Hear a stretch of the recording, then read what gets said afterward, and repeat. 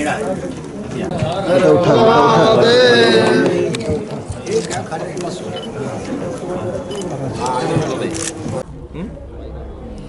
हमारा परिचय 25 वर्षों से है उनसे, जब से मैं इस पद पर हूँ। होली के अवसर पर भी वृंदावन में 1 घंटा मेरे पास वे बैठे थे, और जब केवल सांसद थे तब उज्जैन कुंभ में भी मेरे पास 1 घंटा बैठे थे, और गोरखपुर में मैंने कभी यात्रा की थी उस समय भी मेरे पास 1-1.5 घंटा बैठे थे। पुराना परिचय है। वे शिष्टाचार और अपनत्व के कारण आए। श्री राम जन्मभूमि को लेकर मैंने कहा कि केस की आधारशिला